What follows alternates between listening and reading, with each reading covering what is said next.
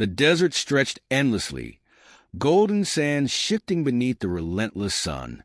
The heat clung to her skin, and each step felt heavier than the last. She walked alone, her breath shallow and her heart hollow, as though it had been left behind somewhere in the dunes.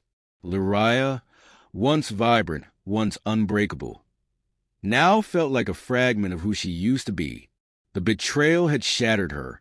Days earlier, she had stumbled upon the truth, though part of her had already sensed it. Kaelin, the one she had trusted with her heart, had chosen another. It wasn't just the act of infidelity. It was the slow erosion of everything they had built. She recalled the once bright nights they had spent together, their laughter echoing in the starlit skies, the promises exchanged under twin moons. Now, those memories were ash, scattered by the winds of deceit. Luriah paused, letting the wind whip through her silver hair. The desert around her was barren, unyielding, much like the emptiness she felt inside. She had left everything behind. The city of soaring spires, the familiar paths she had walked with Kaelin, even the small sanctuary of her work. It was all a prison now, each corner haunted by his voice, his lies, and the weight of her own self-doubt. She pressed her hand to her chest, as though to steady the aching void within. The vast desert mirrored her turmoil. The sand shifted unpredictably, just as her emotions did. Anger, sadness, and the faintest sliver of guilt for not seeing it sooner. How could I have been so blind? She thought, her jaw tightening. Her mind wandered back to the night. She discovered the betrayal. Kaelin had been distant for weeks, his words curt, his presence fleeting. She had hoped it was stress, some unspoken burden weighing on him. But then she saw it. The stolen glances, the hurried whispers with another. The truth unraveled before her in pieces, like shattered glass reflecting every mistake she had made. When she confronted him, he had barely fought to deny it. He'd simply said, "I didn't mean for it to happen." Now, his words echoed in her mind, cruel in their simplicity. What did they mean? That he regretted it? That he didn't care enough to stop himself? Luriah shook her head, her throat tightening. She had given him everything, her trust, her devotion, and he had reduced it to nothing with those few careless words. The horizon blurred as exhaustion set in. The sun's heat was unrelenting, and her legs trembled beneath her. She had been walking for hours, her canteen long emptied, the weight of her grief pulling her down. She wasn't sure what she was searching for in this desert. A place to hide, perhaps, or a chance to leave behind the person she had been. But as her knees buckled and she collapsed onto the scorching sands, she realized she might not have the strength to continue. Her breathing grew shallow, and the edges of her vision darkened. The world around her seemed to tilt, and she closed her eyes, the weight of her sorrow dragging her into unconsciousness. A voice broke through the haze, a low, unfamiliar tone. "Hey, stay with me." Luriah's eyelids fluttered open, and she squinted against the harsh light. A shadow loomed over her, blocking the sun. For a moment, her heart raced in panic. She tried to push herself up, but her limbs felt like lead. "Easy," the voice said again. "You're dehydrated. Here, drink this." A rough hand guided a flask to her lips, and cool water spilled into her mouth. The relief was instant, though her throat protested against the sudden moisture. She coughed weakly, blinking up at her savior. It was a man, a human, she realized with some surprise. He knelt beside her, his face partially obscured by a scarf to shield him from the desert winds. His eyes were a deep, earthy brown, radiating concern. His attire was simple, a weathered jacket and a pack slung over his shoulder, marking him as a traveler. "Who?" Her voice cracked, and she swallowed hard before trying again. "Who are you?" "Just someone passing through," he replied, his tone calm but firm. "Name's Eric. You're lucky I found you." Luriah frowned, trying to piece together how she had ended up in this situation. Her mind was sluggish, her thoughts tangled in the fog of dehydration and despair. "I don't need help," she murmured, trying to push him away. Eric raised an eyebrow. "Right, because lying unconscious in the middle of a desert screams self-sufficiency." She glared at him, but it lacked conviction. He was right, and she hated it. "I was fine on my own. You're still alive because of me," he said, handing her more water. "You don't have to thank me, but at least drink." Reluctantly, she obeyed, the cool water soothing her parched throat. Silence hung between them as she regained her strength, though she could feel his gaze lingering on her. It wasn't invasive or judgmental, just curious. "What are you doing out here?" he asked finally. The question cut deeper than she expected. Luriah hesitated, unsure of how much to reveal. Her instinct was to keep her pain buried, to shut him out as she had shut out everyone else. But something about his presence felt different. There was no pity in his voice, no demand for answers, just a quiet patience that coaxed her to speak. "I was looking for something," she said at last, her voice barely above a whisper. "And did you find it?" Luriah shook her head, the weight of her failure pressing down on her chest. "No, I don't think it exists." Eric didn't press her further. Instead, he stood and extended a hand. "Come on. You can't stay here." She stared at his outstretched hand, conflicted. Accepting help felt like admitting weakness, and she wasn't sure she could bear another betrayal. But as she looked into his steady gaze, she saw no malice, no hidden agenda, just an honest offer of aid. Reluctantly, she took his hand, and he pulled her to her feet. Her legs wobbled, but he steadied her with a firm grip. "Where are we going?" she asked, her voice tinged with wariness. "There's a shelter not far from here," he said. "You can rest there." As they began to walk, Luriah couldn't shake the feeling that this meeting was more than chance. The desert had taken everything from her, her strength, her will, her belief in love. And yet, it had given her this stranger. Whether he was a blessing or another trial, she didn't yet know. But for the first time in what felt like an eternity, she took a step forward.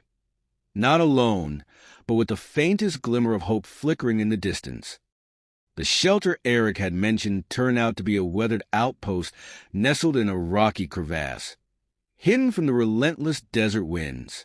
It was a humble structure, stone walls patched with wood, a single room lit by a flickering lantern. To Luriah, it was the first reprieve from the elements she'd known in days. Eric set down his pack and began unpacking supplies, his movements deliberate and unhurried. He worked in silence, allowing her the space to observe him. His calm demeanor unsettled her. It was too different from the intensity she had known in Kalen. There was no posturing here, no calculated charm, just a quiet, grounded presence that left her unsure how to respond. "Sit," Eric said without looking at her, nodding toward a low bench near the wall. "You need to rest." Luriah hesitated, still unsure of his intentions. She wasn't used to relying on anyone anymore, much less a human. But her body betrayed her resolve, her legs trembling as she lowered herself onto the bench. "You're used to doing everything on your own," Eric said, glancing at her as he unwrapped a bundle of food. It wasn't a question. She narrowed her eyes. "Is that your way of saying I'm stubborn?" A faint smile tugged at the corner of his lips. "Just an observation." For a moment, Luriah considered snapping back, but something in his tone softened her. He wasn't mocking her. If anything, his words carried an undertone of understanding. He handed her a small bowl filled with dried fruit and nuts. "Eat. You need your strength." She took the bowl reluctantly, her fingers brushing his. The contact was fleeting, but it startled her, an unspoken reminder of how long it had been since anyone had touched her with care. They ate in silence, the crackling of the lantern filling the void between them. Laria's mind raced, trying to make sense of the man sitting across from her. His presence felt like a puzzle, each piece revealing a little more of him, but never enough to complete the picture. Finally, she broke the silence. "Why are you out here?" "In the desert, I mean." Eric leaned back against the wall, his expression contemplative. "Looking for something same as you." She frowned. "And what is that?" "Depends on the day," he said with a shrug. "Sometimes it's supplies, sometimes it's answers. Lately, it's been a little of both." His vagueness irritated her, but she held back the retort on her tongue. Instead, she studied him, searching for cracks in his composure. "You don't seem like the kind of person who drifts without purpose." Eric chuckled softly, a sound low and warm. "You'd be surprised. Purpose isn't always as clear-cut as people like to think." His words struck a nerve. Laria looked down at the bowl in her hands, her appetite fading. "What if you lose it altogether?" "Purpose, I mean." Eric's gaze lingered on her, and for the first time, she saw a flicker of something raw in his eyes. "Then you find it again," he said simply. "Or you create a new one." She wanted to scoff at the simplicity of his answer, but the sincerity in his voice stopped her. He wasn't trying to offer platitudes. He was speaking from experience. Laria set the bowl aside and leaned back, letting her head rest against the cool stone wall. "It's not that easy," she murmured. "No," Eric agreed, "but it's possible." The silence returned, heavier this time, as if the air itself carried the weight of their unspoken truths. That night, sleep eluded her. The lantern had been extinguished, leaving the room cloaked in darkness, but her mind refused to quiet. Memories of Kalen clawed their way to the surface, vivid and cruel. She could still hear his voice, still see the way he had looked at her, once with love, then with indifference. She shifted on the bench, her thoughts spiraling until a soft sound broke through her turmoil. "You're not sleeping." Eric's voice came from the far corner of the room, low and steady. Laria stiffened, embarrassed that he had noticed. "Neither are you." "Fair point," he said. "Something on your mind?" She hesitated, the words catching in her throat. It felt strange to even consider opening up to him, a stranger, an outsider.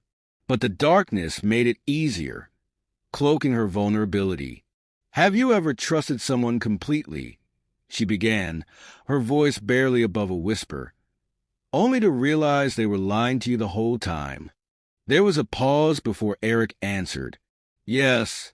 His honesty startled her, and she turned her head toward his shadowy figure. "What did you do?" "I left," he said simply. "Took time to figure out who I was without them. It wasn't easy, but staying would have been worse." His words resonated with her, and for a moment she felt a kinship with him. Two broken souls navigating their own deserts. "I thought I knew him," she admitted, the confession spilling out before she could stop it. "I thought we were building something real. But it was all a lie."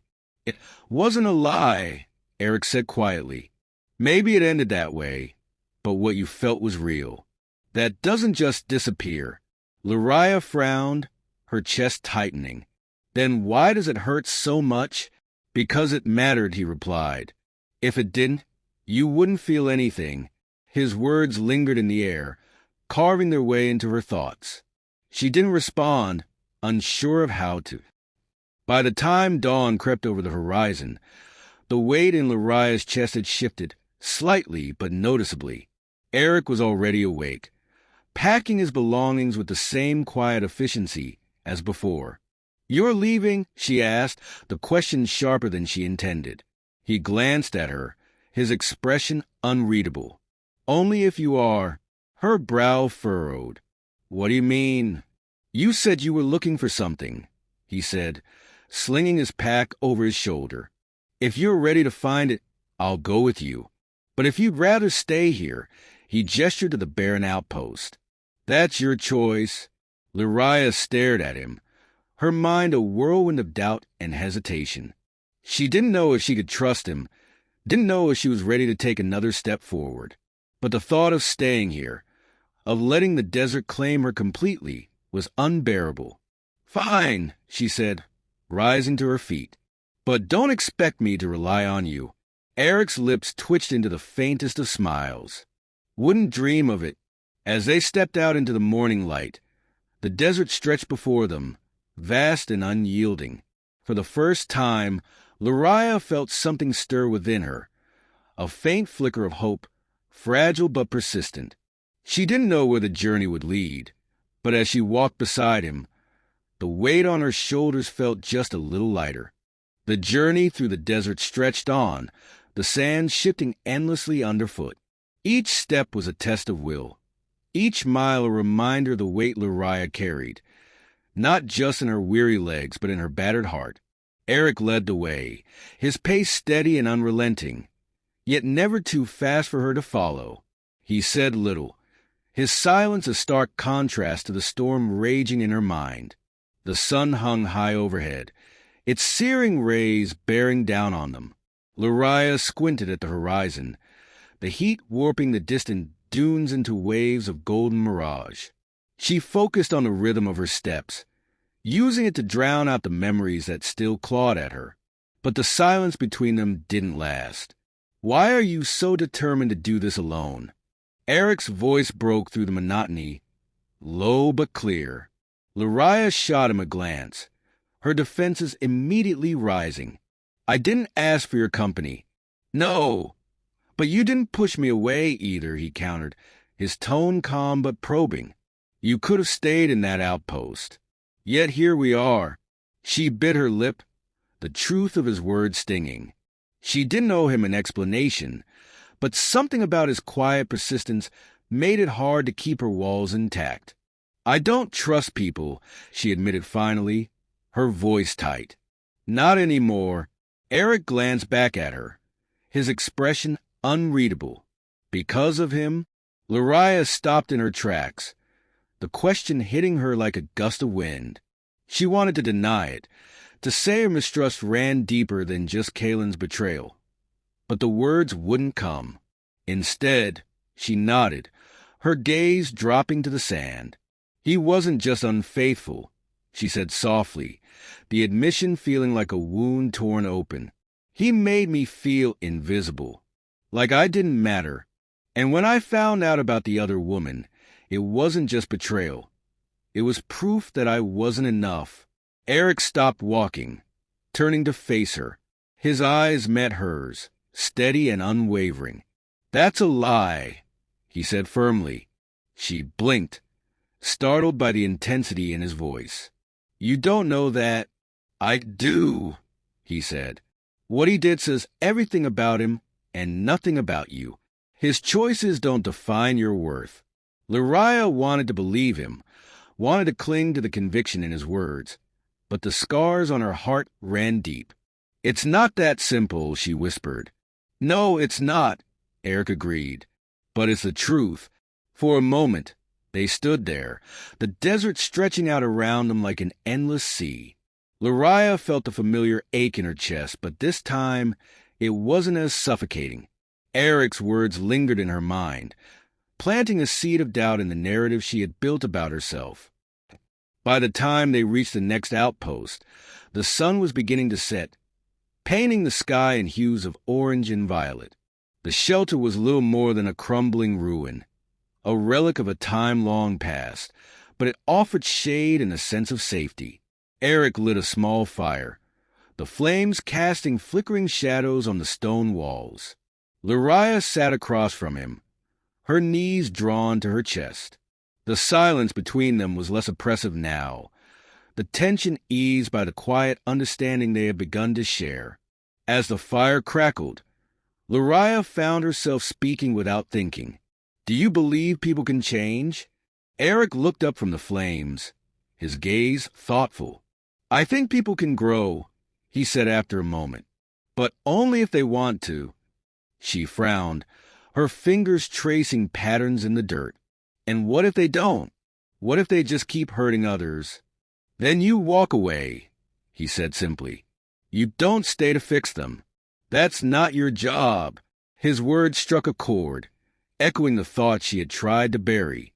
She had stayed with Kalen for so long, hoping he would change, believing she could be enough to make him stay. But in the end, her love hadn't been a cure for his flaws. It had only left her broken. You've been through this before, haven't you? She asked, her voice quiet. Eric's expression darkened, a shadow passing over his features. I have, he admitted. Different circumstances, but the same lesson. Trust isn't something to give lightly. And once it's broken, he shook his head. It's hard to get back. The pain in his voice was unmistakable.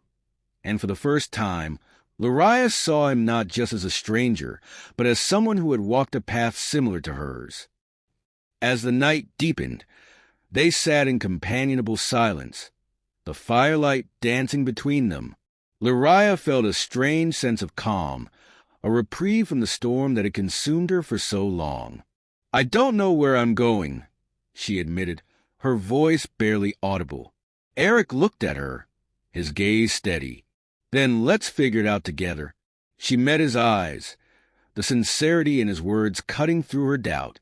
For so long, she had believed she had to face this journey alone, that vulnerability was a weakness she couldn't afford. But in Eric, she saw a different possibility, a chance to rebuild not just herself but the way she connected with others. The desert still loomed vast and uncertain, but for the first time, Lariah felt the weight on her shoulders lift. She wasn't sure what lay ahead, but she knew she didn't have to face it alone. And as the fire burned low, casting its final glow over the sands, she allowed herself a small, tentative smile.